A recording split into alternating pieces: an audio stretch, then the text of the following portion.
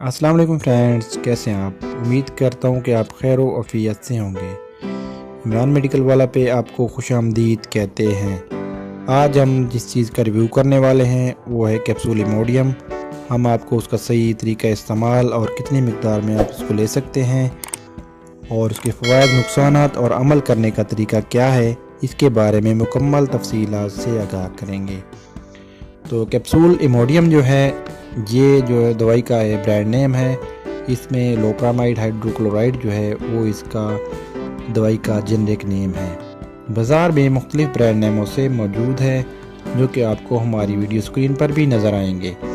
अगर हम इसके इस्तेमाल की बात करें तो इसको असहाल यानी कि पेचिस को रोकने के लिए इस्तेमाल किया जाता है। और ये बात याद रहे कि वो पेचिस असहाल जो कि अंतड़ियों के इन्फेक्शन की वजह से ना हो, उनमें इसका इस्तेमाल किया जाता है। इसके इस्तेमाल से अंतड़ियों की हरकत कम हो जाती है और रतूबत अंदर रहती है।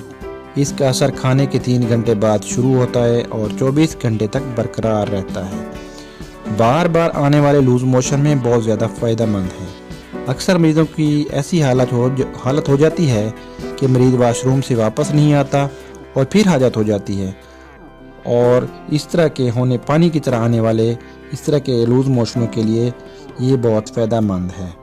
उसके बाद हम इसकी ममानियत की बात करें, कंट्राइंडिकेशन की बात करें, इसका इस्तेमाल 2 साल से कम उम्र बच्चों में बिल्कुल भी ना करें। अगर असहाल फूड पॉइजनिंग या इन्फेक्शन की वजह से हो तो इसका इस्तेमाल बिल्कुल भी नहीं करना चाहिए। ये रतूबत को रोकती हैं, इससे नुकसान हो सकता है। अगर किसी मरीज़ का प्रोस्टेट बढ़ा हुआ हो या जिगर का मर्ज हो तो उसको भी इस्तेमाल बिल्कुल भी नहीं करवाना चाहिए। उसके बाद हम बात करते हैं कि इसको हमल के दौरान आप इस्तेमाल करवा सकते हैं या नहीं करवा सकते। तो इसको आप जो है कैप्सूल इमोडियम है, हमल के दौरान इसके कोई साइड इफ़ेक्ट नहीं रिपोर्ट हुए, इसको हमल के दौरान भी इस्तेमाल किया जा सकता है। उसके बाद हम इसके एडवर्स रिएक्शन यानी कि बद असरात की बात करें तो इससे जो है मतली, कै, पेट दर्द, मुंह का खुश्क होना, चक्कर आना, जिस्म में थकावट, कमज़ोरी हो सकती है। उसके बाद हम इसकी जो असल बात है मिकदार खुराक की तरफ आते हैं कि आपने इसको लेना किस तरह है। कैप्सूल इमोडियम का इस्तेमाल, पहली खुराक जो है 2 कैप्सूल एक साथ लें, बाद में हर साल के बाद 1 कैप्सूल इस्तेमाल करें।